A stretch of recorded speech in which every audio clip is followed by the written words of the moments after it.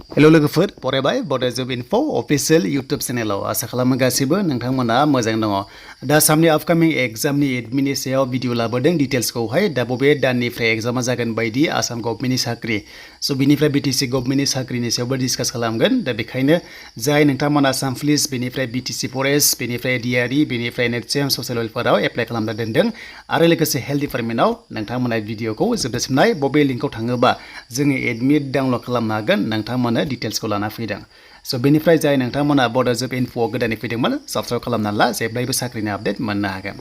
दा जोङो फार्स्टआव गोबां नेबाय थादों बेनो जाबाय आसाम पुलिसनि फिजिकेल टेस्ट दा फिजिकेल टेस्टआ नोंथांमोननिया 6000नि बारा दङमोन गासैबो पस्टखौ लानानै SI खौ लानानै बेनिफ्राय कनस्टेबलखौ लानानै कमान्ड' बेनिफ्राय ड्राइभार FPR दङमोन स' बेनि फिजिकेल टेस्टआ जुलाइआव जासिगोन दा बेखायनो जुलाइआव जायोबा नोंथांमोना हमना खाबाय जुन दाना दायो सोलिगासिनो दङ जुन दाननि लास्ट उइकनि गेजेराव नोंथांमोना एडमिट मोनथारसिगोन बेनो जाबाय नोंथांमोननिया इलेक्सन रिजाल्टआ 4 जुनाव जागोन नालाय बेजों मेटार नङा नाथाय आसाम स्टेटनि साख्रि बेखायनो बिनि फिजिकेल टेस्टआ जानायनि चान्सआ दंसै मानोना दासान्दि अखाबो खम बेनिफ्राय नोंथांमोना फिजिकेल टेस्टआव हमना ला जुलाइआव होनो मोनोबा लास्ट उइक नोंथांमोननि जुन दानावहाय एडमिट मोनगोन देन फैबाय DME अके बे जाबाय हेल्थ डिपार्टमेन्टनि आसामनि हेल्थ डिपार्टमेन्ट मेडिकेल कलेजनि आन्डाराव जाय नोंथांमोना एप्लाइ खालामना दङमोन दा बिनि एग्जामा जासिगोन अके मानोना बिनि एग्जामा मोनसे जाखांखाबाय आरो Gr.3 टेक्निकेल लाइना जाखांखाबाय आरो बे जादोंमोन स्टाफ नार्सआ अके स्टाफ नार्सनि एडमिट नोंथांमोना मोनखांखाबाय नाथाय नन टेक्निकल Gr.3 आरो Gr.4 मोनथ'वाखै जेराव पस्टआ 2008नि खाथियाव दङमोन अके स' बिनि स्केल टेस्टआ जाथ'वाखै स्टाफ नार्सना नाथाय थाबैनो जासिगोन मानोना MCC जोबथारसिगोन इलेक्सन रिजाल्टआ मोनथारसिगोन बेखायनो स्केल टेस्टआ जासिगोन आरो नन टेक्निकल Gr.3 आरो Gr.4नि एडमिटआबो नोंथांमोना मोनथारसिगोन अके आरो बे एग्जामा कम्बाइन जागोन आरो बे एग्जामा जुन बिनिफ्राय जुलाइआव जानायनि चान्सआ दंसै DMEनि एबा हेल्थ डिपार्टमेन्टनि एग्जामा बे जाबाय Gr.3 आरो Gr.4 नोंथांमोननि दा मानि थाखाय जासिगोन होनना बुंदों बे प्रसेसआव दंखायो मानोना बिनि Gr.3 टेक्निकेल एग्जामा जाखांखाबाय नालाय प्रसेसआ जाखाजोब्बाय बेखायनो खालि दायो नन टेक्निकेल Gr.3 आरो Gr.4नि एग्जामा जानांसिगौ अके बेनिफ्राय स्किल टेस्टआ जानांसिगौ होमबानो जोब्बाय DMEनि आन्डारनि नोंथांमोननि साख्रिया स' बेनिफ्राय एडमिटखौ बोरै मोनो होनोबा जोङो DME लिरबानो जाबाय गुगोलाव थांनानै बेनिफ्राय नोंथांमोना गायाव फैनानै मोनसे लिंक मोनो बे लिंकआव थांनाय लोगो लोगोनो एडमिटखौ नोंथांमोना डाउनलड खालामनो हायो दा बेयाव नायदो बेवहाय लाइभ प्रुफ दङ स्टाफ नार्सनि एडमिटआ होखांबाय आरो Gr.3 आरो Gr.4नि एडमिटआ बेयावनो फैगोन बेखायनो लिंकआ दङ डिसक्रिपसनाव स' बेनिफ्राय लगइन खालामना नायनोबा नोंनि प्रफाइलाव थांनो हागोन बेखायनो लगइनाव क्लिक खालामनानै केन्डिडेट लगइनाव क्लिक खालामदो स' बेनिफ्राय फन नाम्बार एबा एप्लिकेसन नाम्बारखौ होननानै पासवर्डखौ जि दङ लगइन खालामदो आरो बावदोंबा नैबे फरगटआव क्लिक खालामबानो नोंथांमोना फन नाम्बारखौ होबानो जाबाय बेनिफ्राय बार्थडेखौ होनानै रिकभारि खालामनो हागोन जेबो गिनांगौ गैया स' बिनि एग्जामनि थाखाय बयनिसिमबो अल द बेस्ट थाबाय जाहाथे नोंथांमोना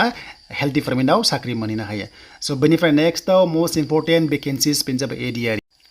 दा ADREनि एग्जामा फोसावखाबाय CM बिथाङा दाखालि बावै अफिसियेलि नाथाय नटिस फैयाखै बाट बिथांमोना फोसावबाय जेब्ला स' बे नोंथांमोननि Gr.3 बेनिफ्राय Gr.4 ADREनि गोबां भेकेन्सिस दंमोन जेरैहाय 13,000नि बारा भेकेन्सिस दा बेखौ गोबां नेगासिनो दङ आरो बे एग्जामखौ बिथांमोना बुंदों जे आगष्ट सेप्तेम्बराव एग्जाम कन्डाक्ट खालामगोन अब्ला एडमिटआ माब्ला मोनगोन नोंथांमोना जायखिजाया पर्टेलाव फैनानै Gr.3आनो जा एबा Gr.4आनो जा एडमिटखौ नोंथांमोना डाउनलड खालामनांगोन अके आरो बे एग्जामा नोंथांमोना आगष्ट सेप्तेम्बराव जागोन अब्ला जुलाइनि लास्ट उइकआव नोंथांमोननि एडमिटआ रिलिज जानायनि चान्सेसा दङ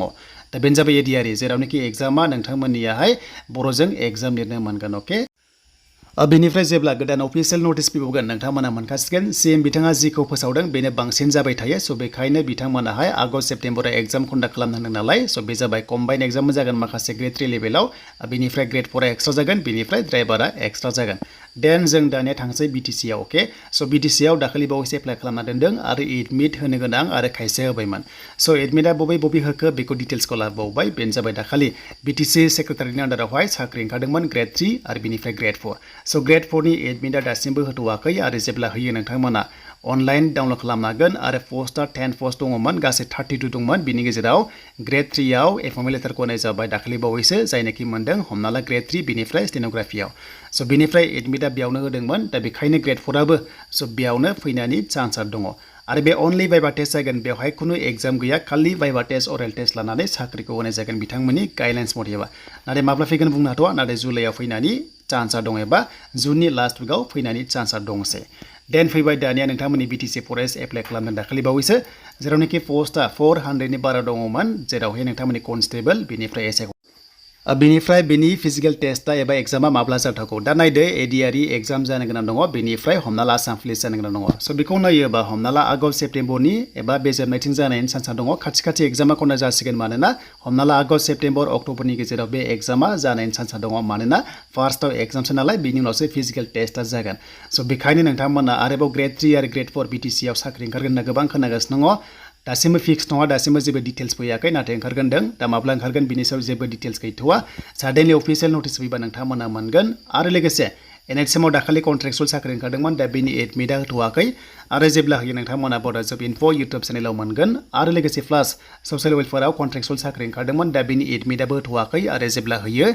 नोंथांमोनाहाय फिन खनसेबाव भिडिअ मोननो हागोन दा बेनोमोन आपकामिं एग्जामनि एडमिट फैनो गोनां दङ जायखिजाया इलेक्सन रिजाल्ट जोबनाय लोगो गासैबो साख्रि स्किम लनफोरा प्रसेसा जाफिनसिगोन मानोना MCC जोबसिगोन नालाय 4 तारिखआवहाय स' बिनि उनावसो प्रसेसा जाबाय थागोन आरो एडमिट ओंखारसिगोन आरो एग्जामा कन्डाक्ट जालांबाय थासिगोन दा बेनोमोन नोंथांमोननि थाखाय रिमाइन्डार भिडिअ जाहाथे जायफ्रा एप्लाइ खालामना दोनदोंमोन नोंथांमोना जाहाथे एक्टिभ थायो आरो लोगोसे एडमिट होयोबा नोंथांमोना डाउनलड खालामनानै लानो हायो